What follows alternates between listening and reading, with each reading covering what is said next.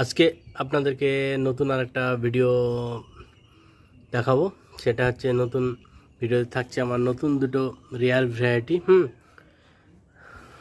Dragon. একটার নাম হচ্ছে ইকোরা, এটা ইকুয়েডর পালোরা, আর একটা LD5। এই দুটো আনলাম আজকেই।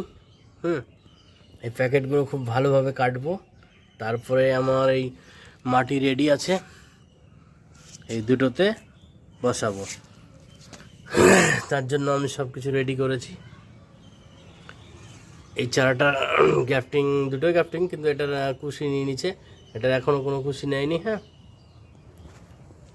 আমি এবার এগুলোকে কাটি, আর এখানে আমার ফ্যাঙ্গিসাইড নিয়ে আসা আছে, ওই গোড়ার শেকড়গুলোতে দিয়ে দেবো।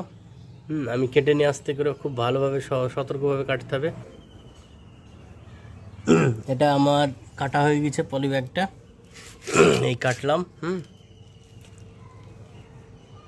দেখুন রুটগুলো ঠিকঠাক আছে সব।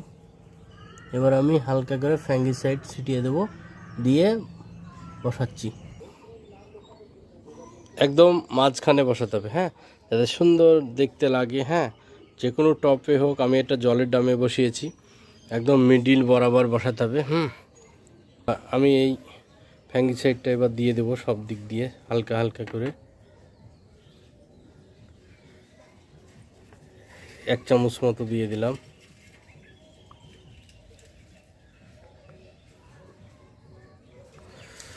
ঠিক আছে, মিশিয়ে দিলাম মাটিতে।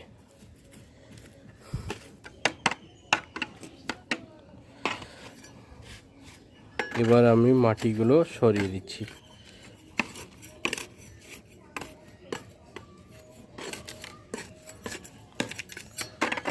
বেশি ঢাকা যাবে না এটা।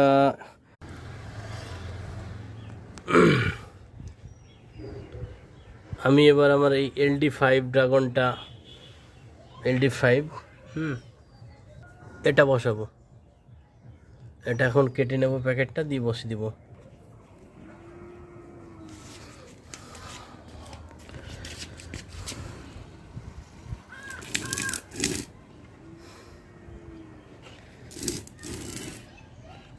আমার এই LD5টাও লাগানো রেডি হয়ে গেল। LD5টা রেডি করে নিলাম। এবার আমি ছায়াতে রাখবো, ছায়াতে 2-3 দিন রাখবো, তারপরে রোদে নিয়ে গিয়ে সেটিং দেবো। এ অবধি আমার ভিডিওটা রেডি।